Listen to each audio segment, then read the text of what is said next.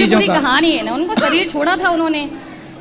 भगवान का शरीर छोड़ के कहाँ जाएंगे भगवान। राधे राधे प्रिय मित्रों, आज की इस मंगलमयी प्रश्नोत्तरी में आई हुई ये मैया महाराज जी से कहती है, महाराज जी राधा रानी जी कान्हा के साथ थोड़े दिन ही रही हैं, तो राधा रानी फिर वृद्धावस्था में कहाँ रही, क्या बोले महाराज जी, जानने के लिए वीडियो को लास्ट तक अवश्य देखें। वीडियो बहुत ही इंटरेस्टिंग होने वाली है। जय श्रीमन नारायण गुरुजी। गुरुजी, मैं आपकी कथा 1 महीने से बराबर सुन रही हूँ यहाँ आके वृंदावन धाम में। गुरुजी, मैं सोचती हूँ कि आपसे कुछ पूछना चाहती हूँ। 1 महीने से बराबर मैं सोच रही हूँ कि आपसे कुछ पूछूं या नहीं। गुरुजी, मैंने हमेशा भोले बाबा को हमेशा माना है। मैंने उनको मैं बहुत मानती हूँ। कान्हा की तो मैंने कभी पूजा भी नहीं की गुरुजी, ना मैंने कभी अगरबत्ती लगाई गुरुजी। लेकिन यहाँ आके अब मेरा वृंदावन से जाने का मन नहीं करता गुरुजी। हाँ तो अच्छा है ना, परिवार का ध्यान रखते हुए भक्ति करो। गुरुजी, मैंने भोले बाबा से ये मांगा था कि मुझे काशी में रहने का मौका मिले, उनके चरणों की सेवा मिले, उनके सामने रहूं, हमेशा सब कुछ छोड़ के चली जाऊंगी। लेकिन पता नहीं वृंदावन में क्यों भोले बाबा ने ऐसा किया मेरे साथ। मैं तो उन्हीं को मानती थी। वृंदावन में मैंने कभी नहीं सोचा था आने का। मैं तो वहाँ पे भोलेनाथ जब प्रसन्न होते हैं तभी वो अपने भक्त को उठाकर भगवान श्री कृष्ण की गोद में छोड़ देते हैं।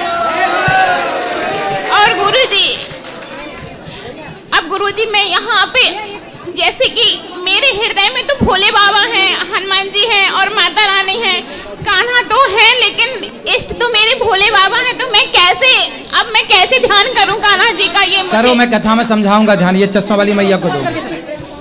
राधे राधे गुरुजी। जी जी गुरुजी, मेरे एक सवाल है। बोलो। राधा रानी का बाद में वर्णन नहीं मिल रहा है। जैसे उन्होंने छोटी सी आयु में हमें पता चला है आपके कथा के जरिए कन्हैया जी के साथ थोड़े ही दिन में रही है, वो थोड़े ही साल। उसके बाद में क्या हुआ उनका? वृद्धावस्था कहाँ रही? कैसे वृद्धावस्था राधा रानी की होती ही नहीं है। फिर उन्होंने शरीर छोड़ा, क्या शरीर वरी नहीं छोड़ा, साथ शरीर अपने भगवान के धाम गौलोक, वो तो राधा रानी है। फिर वो कितने टाइम तक रही थी? 100 साल बाद श्री कृष्ण से उनकी पुनः भेंट हुई, मिलन हुआ। हाँ। उसके बाद भगवान के धाम वो गौलोक धाम कृष्ण और राधा दोनों चले गए गौलोक धाम। लेकिन उन्होंने तो शरीर छोड़ा था कृष्ण जी ने। भगवान शरीर छोड़ते नहीं। जैसे वो तो मनुष्य भी बने, तो क्या वो मनुष्य हैं?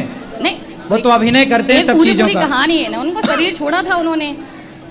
भगवान का शरीर छोड़ के कहाँ जाएंगे भगवान? भगवान तो कण कण में व्याप्त हैं। हाँ, वो तो एक लीला है। लीला, जैसे भगवान राम की पत्नी को रावण ले गया, सीता माता को, तो क्या भगवान की पत्नी कोई चुरा सकता है? लेकिन उन्होंने पूरा उसका वो तो लीला है। ऐसे भगवान श्री कृष्ण ने शरीर छोड़ा नहीं, वो एक लीला है। उस अपने हृदय को जगन्नाथ जी में स्थापित करना था, इसलिए उन्होंने ये लीला रची। लेकिन राधा रानी का वर्णन क्यों नहीं है बाद में? है, सारा वर्णन तो है। वृद्धावस्था तक है। वृद्धावस्था होती नहीं है कृष्ण और राधा की, है ही नहीं।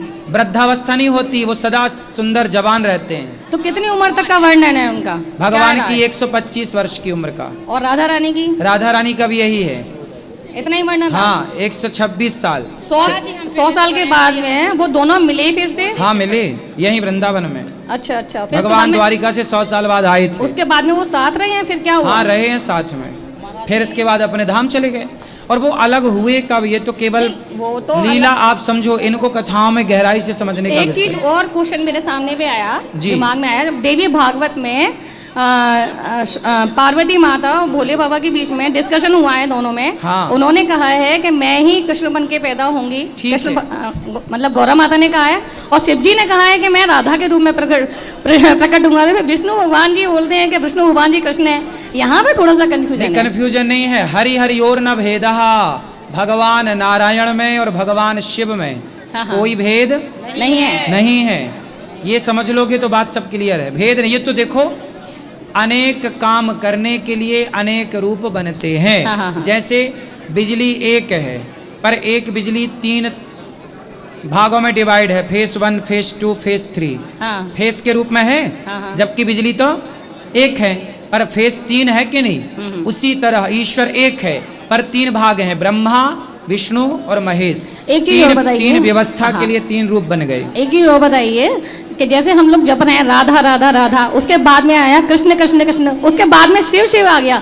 अगर ये तीनों ही अगर एक संग आ रहे हैं तो क्या बुराई है? कोई दिक्कत नहीं है। विष्णु सहस्त्र नाम में भगवान नारायण का एक नाम शिव है।